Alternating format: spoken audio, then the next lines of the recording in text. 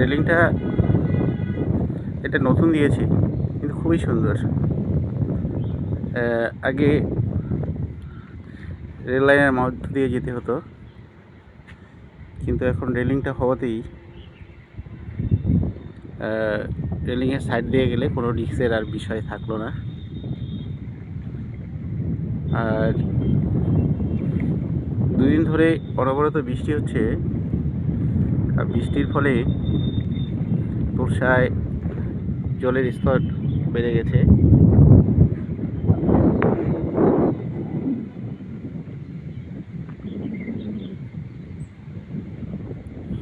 ঘাটে নৌকা বাঁধা, মাঝির দেখা নেই।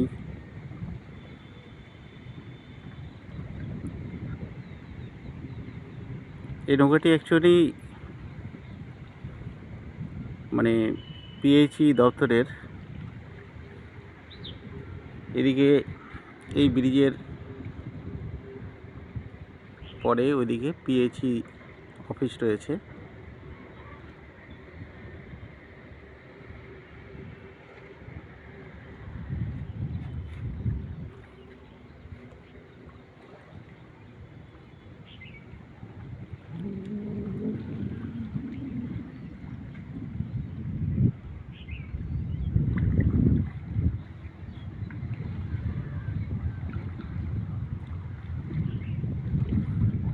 বড় বড় ঢেউ উঠছে। তবে এবছর তোরসার যে জলের স্রোত বা বন্যা এরকম কোনো বিষয় দেখা যায়নি। তোরসার জলের যে প্রচণ্ড গতি ছিল আগে, সেই গতিটাও অনেকটা কমে গেছে। এই তোরসাকে নিয়ে অনেক ভাওয়াইয়া গান রচিত হয়েছিল এবং ভাওয়াইয়া শিল্পীরা সেই গানগুলো গেয়েছিলেন তোরসা নদীর বন্যাকে কেন্দ্র করেই। যেমন সেরকমই একটি গান তোরসা নদীর উতাল পাতাল রে, কিন্তু সেগুলো আর দেখা যাচ্ছে না।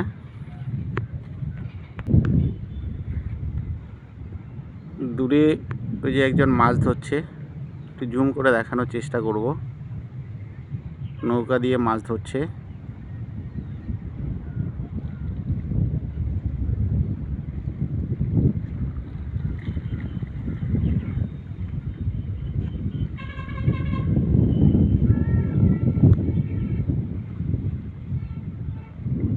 থেকে থেকে জলের বড় বড় ঢেউ দেখা যাচ্ছে। যদিও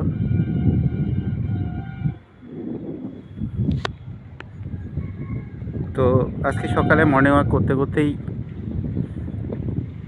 এখানে চলে আসলাম। অনেকদিন ধরে এদিকে আসা হয় না, ভাবলাম দেখি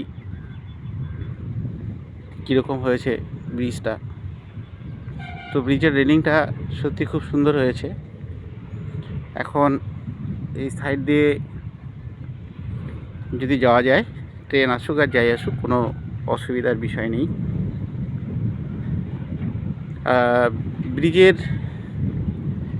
অ্যাকচুয়ালি ব্রিজটা টোটালটাই হরিণচড়ার মধ্যে রয়েছে। ওই দূরের যে ব্রিজটা সেটাও হরিণচড়ার মধ্যেই রয়েছে, কিন্তু সবাই জানে এটা ঘুঘুমারির ব্রিজ।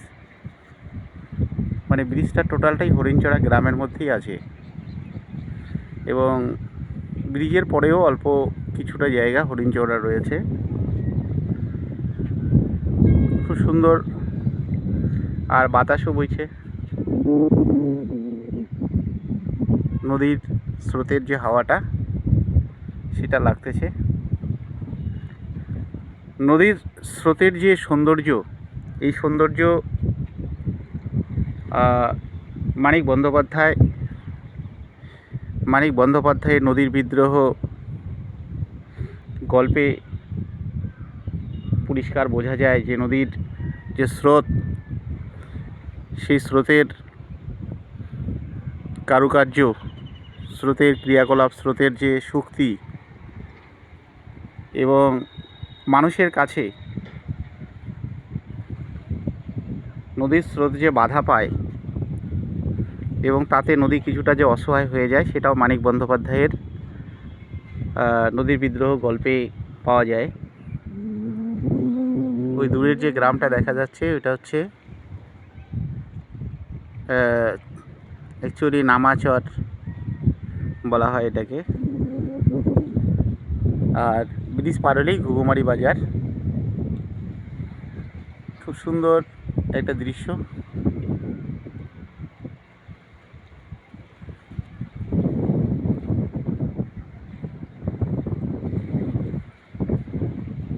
এই যে রেল লাইনটা,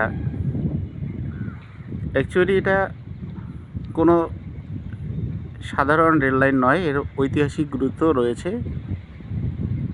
পরাধীন ভারতবর্ষে এই রেল লাইন